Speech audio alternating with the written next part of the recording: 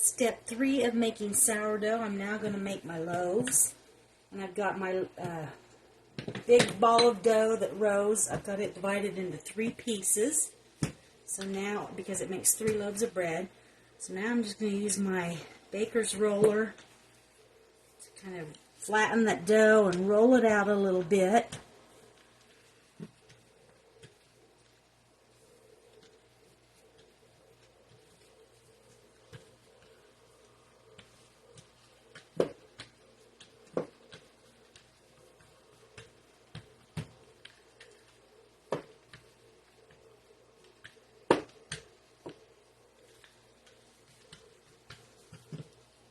My dough is a little stiffer than normal for this batch, but I'm going to go ahead and see how it turns out. I'm not quite sure what happened. I might have added too much flour, but it'll be fine.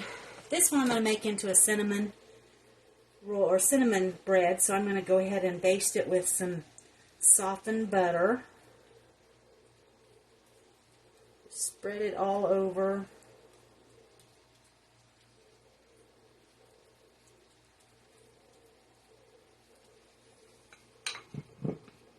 Add some sugar. And I don't really measure, I just sprinkle as much as I want. And then I always like to add a little bit of brown sugar.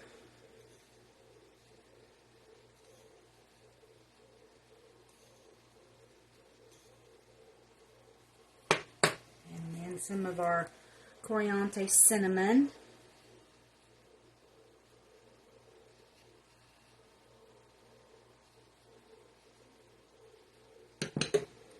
Okay, then I'm just going to roll it up like a jelly roll.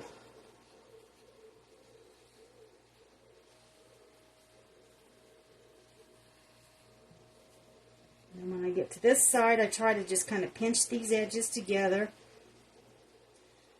Pinch it all together. Sometimes that's hard when you've got it filled with something, but it'll still be fine when it raises. I don't worry too much about pretty loaves.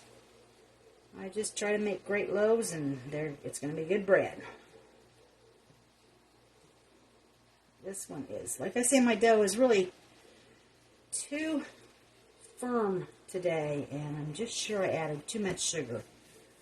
But we'll just see how it turns out.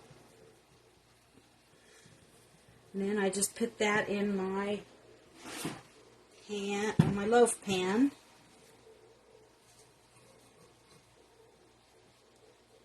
And I have greased my loaf pans. I just use cinnamon. No, I use Crisco on my loaf pans. And even when I'm using stoneware or nonstick, I go ahead and put a little Crisco in there. Get some of that cinnamon off so I don't have too much cinnamon flavor in my next loaf. And for my next loaf, I'm just going to make a regular loaf. So I'm just going to roll it out just a little bit.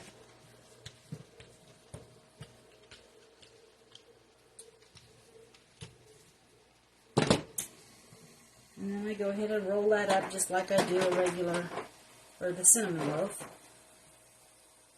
Kind of tuck it under and roll it up.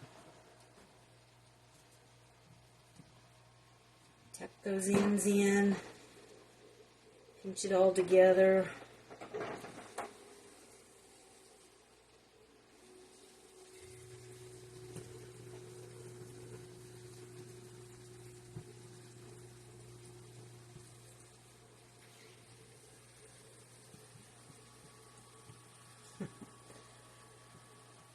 Put that in.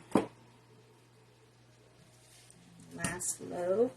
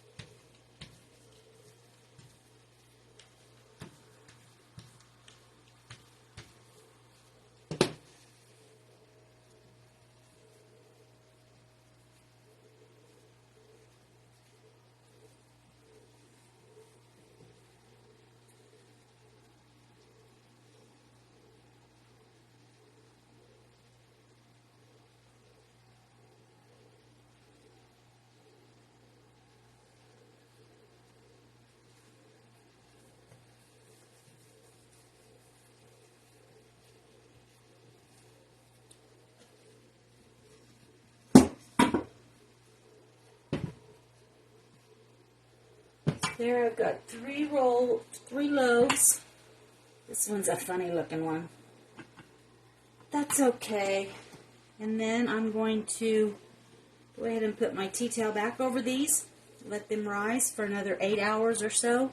And then I will bake bread and we'll have the whole process done. So I hope you can see by these 3 easy steps how little time it actually takes to do the work to make the sourdough bread. It's a lot of waiting time, but the actual work doesn't take very long at all. Hope you enjoyed seeing this.